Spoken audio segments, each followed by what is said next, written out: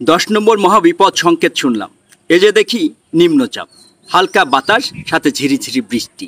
এটি আমার কথা নয়, বিখ্যাত প্রডিউসার, প্রিয়তমার প্রডিউসার আরশাদ আদনান তার ফেসবুক স্ট্যাটাসে দিয়েছেন। কেন এই খোঁচাখুচি, কেন আরশাদ আদনান ভাই, সেটি নিয়েই আজকের এই পর্ব। হ্যালো বন্ধুরা, সারা পৃথিবী থেকে যে সমস্ত সাকিবিয়ানরা আজকের পর্বের সঙ্গে যুক্ত হয়েছেন সবাইকে স্বাগতম জানিয়ে শুরু করছি আজকের পর্ব। 10 নম্বর মহাবিপদ সংকেত, এই যে দেখি নিম্নচাপ, হালকা বাতাস, সাথে ঝিরিঝিরি বৃষ্টি। এই ফেসবুক স্ট্যাটাস লিখেছেন আরশাদ আদনান, প্রিয়তমা এবং রাজকুমারের প্রডিউসার, যিনি শাকিব খানের একজন খুব ঘনিষ্ঠ বন্ধু হিসেবেও দাবি করে থাকেন। তিনি এই খোঁচাটা কেন দিলেন, এটা কিন্তু দর্শকরা, সারা বাংলাদেশের দর্শকরা বুঝতে পারেন না। আপনারা সাকিবিয়ানরা কাকে দিয়েছেন? আরশাদ আদনান সাহেব এই স্ট্যাটাস কেন দিয়েছেন? সারা দেশের তুফান যারা দেখছেন, আমি দেখেছি সিনেমা হলগুলোতে এখন মানে কি পরিমাণ যে ঢল নেমেছে মানুষের, যারা কোনোদিন শাকিব খানের সিনেমা দেখেননি, এই সিনেমার টিজার দেখেছেন, গান দেখেছেন, সেটি দেখেই হুমড়ি খেয়ে পড়েছেন। কোনো রকম মাল্টিপ্লেক্স সিনেপ্লেক্সে একেবারে আগামী 3 দিন 4 দিনের কোনো টিকিট নাই। যেখানে 21টি শো দিয়েছিল সিনেপ্লেক্সগুলো, স্টার সিনেপ্লেক্স, সেখানে গতকাল 47টা শো দিয়েছে, 51টি শোতে তুলে নিয়েছে। মানে যতগুলো ইংলিশ একটি সিনেমাকে পেছনে ফেলে এগিয়ে যাচ্ছে তুফানের গতিতে তুফান। আর এর মধ্যেই আরশাদ আদনান ভাই এই স্ট্যাটাস লিখে। এত মন মানসিকতা ছোট হলে কি চলে? আপনি একজন অনেক বড়, একজন উঁচু মানের লোকের সন্তান, আপনি অনেক বড়, যে বাংলাদেশের মাথা, বাংলাদেশের প্রধান মাথা, তার সন্তান। আপনার মনটাও হওয়া উচিত ঠিক তার মতো। বাংলাদেশের একজন সবচেয়ে বড় রাষ্ট্রপতি, মাননীয় রাষ্ট্রপতি আমাদের, তার সন্তান আপনি আরশাদ আদনান ভাই। আপনার মনটাও হওয়া উচিত আরো অনেক বড়। এসব আপনার ক্যারেক্টারের সঙ্গে যায় না আরশাদ আদনান ভাই। আপনি তো ওই টাকলা ইকবাল না, আপনি ঝন্টু কাক্কু না, আপনি খোরশেদ আলম খসরু নয়, আপনি বাংলাদেশের সবচেয়ে বড় যে মাথা, তার সন্তান। আপনার কাছ থেকে এই ছোট মন মানসিকতার যখন একটি স্ট্যাটাস দেখি, মনের ভিতর খুব কষ্ট লাগে। আপনি শাকিব খানকে টেনে তুলেছেন, এটি যখন বলেছিল আপনার সামনে এফআই দীপু, আপনি প্রতিবাদ করলেন না, তখনও কষ্ট লেগেছিল। প্রতিবাদ করা উচিত ছিল। শাকিব খান 25টা বছর ধরে এই ইন্ডাস্ট্রিকে একার কাঁধে করে টেনে নিয়ে যাচ্ছেন, সেটি আপনি সাথে থেকে দেখেছেন। তারপর প্রিয়তমার আপনি ইনভেস্ট করেছেন, প্রিয়তমায় কত টাকা ইনভেস্ট করেছিলেন, এবং তাকে ধরে আপনি তো কত সিনেমা নাটক বানিয়েছেন। আমি জানি আপনি প্রত্যেকটা নাটক সিনেমাতেই লস করেছেন। এটি করতে পারাটা আপনার মনের আনন্দ, কিন্তু আপনার এই ছোট মন মানসিকতা দেখলে খুব কষ্ট লাগে। এরকম একটা স্ট্যাটাস দেখলে আপনার থেকে সাকিবিয়ানরা না, শুধু বাংলাদেশের সিনেমায় যেহেতু আপনি প্রডিউসার, সমস্ত দর্শক মুখ ফিরিয়ে নিতে শুরু করেছে। এবং স্ট্যাটাসগুলো দেখেছেন, আপনার নিচেই যে কমেন্টগুলো পড়েছে সেগুলো দেখতে পেয়েছেন। আপনি একজন লিখেছে যে আপনি নিজেকে জোকারের পর্যায়ে নামিয়ে নিয়েছেন। এত বড় একজন মানুষের সন্তান, বাংলাদেশের সবচেয়ে উঁচু একজন মানুষের সন্তান, আপনার মনটাও হওয়া উচিত ছিল ঠিক সেই উঁচু মানের, কিন্তু সেই মনটা আমরা দেখতে পাচ্ছি না। এটা লেখার কোনো দরকার ছিল না আরশাদ আদনান ভাই। কিন্তু আরেক জায়গায় আবার একটু খুশিও লাগলো যে আপনি দরদ মামুনের একটি টিজার এসেছে, সেটি আপনার ফেসবুকে শেয়ার করেছেন, সেটি একটু ভালো খবর। এরকম আপনাকে আগে দেখিনি। শাহরিয়ার শাকিল কিন্তু আপনার কাছে গিয়েছিল, আপনার সঙ্গে দেখা করেছিল, সব কিছু মিলে মনে হয়েছিল দুজন, বা ফেসবুক স্ট্যাটাসও দিয়েছিলেন। ভাবলাম যে মিটমাট হয়ে গেছে। রায়হান রাফির সঙ্গে কি আপনার শত্রুতা, না শাকিব খানের সঙ্গে শত্রুতা, এটি ঠিক বুঝে উঠতে পারছে না দর্শক আসলে কার সঙ্গে শত্রুতা। যেহেতু শাকিব খানের আরেকটি সিনেমার টিজার আপনি আপনার ফেসবুকে শেয়ার করেছেন, রিভেঞ্জ দিয়ে আপনারা রিভেঞ্জ নিতে চেয়েছিলেন। দেখেছেন কি অবস্থা রিভেঞ্জের? 7টি হল পেয়েছে, মাত্র 7টি হল পেয়েছে। সেখানে মাল্টিপ্লেক্স থেকেও নেমে যাচ্ছে শো এই সিনেমার।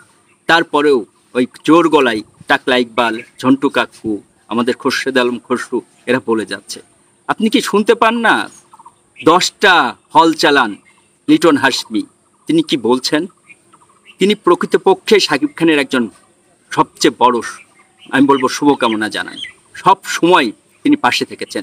তার এরশাদ শিকদার দিয়েই শাকিব খানের কামব্যাক হয়েছিল এই চলচ্চিত্রে। সেই লিটন হাশমি ভাইয়ের সাক্ষাৎকার শুনলাম, তার কথা শুনলাম ইউরোভলগে আমাদের স্বপন চৌধুরী স্যারের একটি ভিডিওতে। কি দারুণভাবে প্রশংসা করছেন এবং বলছেন যে মাত্র 3 দিনে তার সেল হয়ে গেছে 10 লাখ টাকা, তার মানে সিনেমার টাকা উঠে এসেছে তার। আর আপনারা এইসব করে বেড়াচ্ছেন কেন? মনটাকে এত ছোট পর্যায়ে কেন নামাতে হবে? আর প্রত্যেকটা আমরা যারা সিনেমা দেখেছি, শাকিব খান, এই শাকিব খানকে কিন্তু নিজেকে বারবার ভেঙেছেন। আমরা প্রিয়তমাতে যাকে দেখেছিলাম, তারপর রাজকুমারে আরেক শাকিবকে দেখেছি, আর এই যে তুফান, সত্যিকার অর্থেই এই তুফান দৌতক, কেউ কেউ বলছে ট্রিপল ক্যারেক্টার। হ্যাঁ, 3 বার নিজেকে চেঞ্জ করেছে। এই যে চেঞ্জগুলো, নিজের বডি ল্যাঙ্গুয়েজ, চয়নিকা চৌধুরীর একটি স্ট্যাটাস দেখলাম তার ফেসবুকে, যে এই যে শাকিব খানের বডি ল্যাঙ্গুয়েজে যে পরিবর্তন হয়েছে 25 বছরের।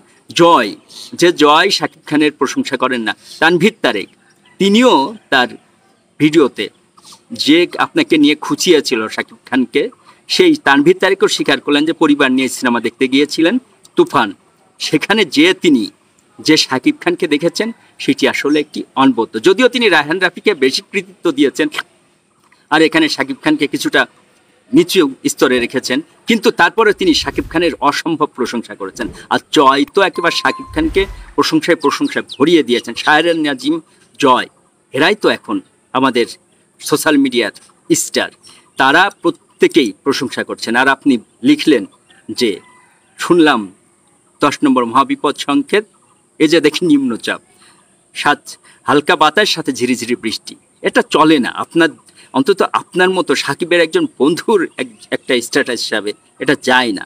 সাকিব আপনার একটি সিনেমার শিডিউল দিতে পারে না। আসলে একটা মানুষ তো প্রত্যেকটা গল্পের সঙ্গে কানেক্ট হতে পারবে না। হয়তো আপনার সাহেব সিনেমার গল্পের সঙ্গে নিজেকে কানেক্ট করতে পারেননি, সেই জন্যে হয়তো এটা তিনি রাজি হননি। কিন্তু তাই বলে যে এই বন্ধুত্বকে হিংসা পর্যায়ে নিয়ে যাচ্ছেন, এটি কিন্তু ঠিক হচ্ছে না।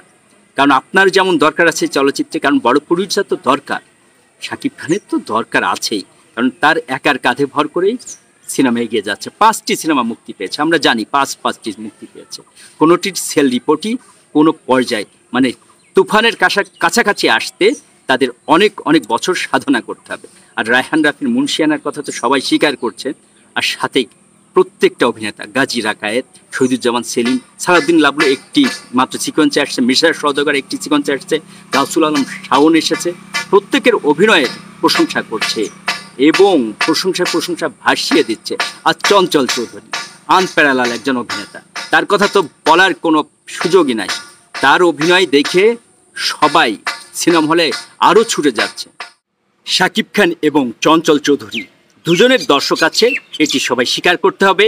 এবং দুজনকে কখনোই এক সিনেমাতে ব্যবহার করা হয়নি এবং তারা কখনোই চায়নি যে একসঙ্গে, কিংবা চেয়েছে, ব্যাট বলে মিলেনি, এবার মিলেছে এবং দুজনের দর্শক হুমড়ি খেয়ে পড়ছেন তুফান দেখার জন্য।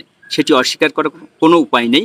যে আপনারা জানেন, ইতিমধ্যে জেনে গেছেন যে ময়মনসিংহের ছায়াবানী সিনেমার কথা, এরকম ইতিহাস সবাই বলছে। লিটন হাশমি ভাইও বললেন যে 30 বছরে তিনি এরকম কোনো সিনেমার ইতিহাস দেখেননি, যে রাত 12টা থেকে 3টা পর্যন্ত দর্শকের চাপে বাধ্য হয়ে আরেকটি শো চালানোর জন্য। দর্শক কোনো রকম তাড়াতে পারেননি, দর্শকদের পুলিশ নিয়ে এসেছেন, তারপরও দর্শক সরাতে পারেননি সেখান থেকে। বাধ্য হয়ে রাত 12টা থেকে 3টা পর্যন্ত শো চালিয়েছেন। আপনি যারা সিনেমা দেখেন, টুকটাক খবরও রাখেন, তারা মনে করতে পারেন সর্বশেষ কবে, কোন দিন শুনেছেন যে রাত 12টার থেকে 3টার শো। এটি শুধু সম্ভব হয়েছে রায়হান রাফি, শাকিব খান, চঞ্চল চৌধুরী, নাবিলা এবং মিমি চক্রবর্তী সহ যত এই সিনেমাতে যত কলাকৌশলী কাজ করেছেন, প্রত্যেকের আপ্রাণ চেষ্টার কারণে। মাত্র 3টা মাস পেয়েছেন এই সিনেমা তৈরি করতে। কেউ বিশ্বাসই করেনি যে এত ভালো একটি সিনেমা হতে পারে। সেই সিনেমা বাংলাদেশের ইতিহাস গড়ছেন। মাত্র 3 দিনে সমস্ত হল মালিকরাই তাদের টাকা তুলে ফেলেছেন। গাজীপুরে শোনা যাচ্ছে যে পাশাপাশি 2টি সিনেমা হলে চলছেন এবং 2টা সিনেমায় মানে ডেকে ব্যবসা করছেন, মানে দাপিয়ে ব্যবসা করছেন, তারা সেটি বলছেন। এবং যে টাকা রেন্টাল দিয়ে এই সিনেমা নিয়েছিল সে টাকা উঠে গেছে মাত্র 3 দিনে। আর এরকম বলা হচ্ছে কমপক্ষে 1 মাস এরকম ব্যবসা করবে তুফান। তার মানে বুঝতেই পারছেন তুফান আসলে কি রকম তুফান তুলেছে, কিন্তু তারপরও কিছু মানুষ এটি স্বীকার করবেন না, বলবে এটিকে নিম্নচাপ। হালকা বাতাস সাথে ঝিরিঝিরি বৃষ্টি, আসলে এটি যে লন্ড ভন্ড করে দিচ্ছে বাংলা সিনেমার ইতিহাস, আমরা কেউ বিশ্বাস করছি না। যারা সাকিবকে পছন্দ করেন না অথবা হিংসা মনের মধ্যে আছেন, সেসব ঝন্টু কাকু, ইকবল টাকলা, এই খোরশেদ আলম খসরু, সাথে আছেন আমাদের আরশাদ আদনান ভাই, নতুন করে যোগ হয়েছেন। আর যারা সবচেয়ে বড় সুপারস্টার ভাবেন অনন্ত জলিল, তার খবর কিন্তু কোনো জায়গায় নেই। আর রিভেঞ্জ নিতে পারল না, রিভেঞ্জ। দেশ এবং প্রবাস থেকে যে সমস্ত দর্শক আজকের পর্বের সঙ্গে যুক্ত হয়েছিলেন, সবার সুস্বাস্থ্য কামনা করি। সবাই ভালো থাকবেন, সুস্থ থাকবেন এবং দেশের কাজে নিজেকে নিয়োজিত করবেন। আল্লাহ হাফেজ।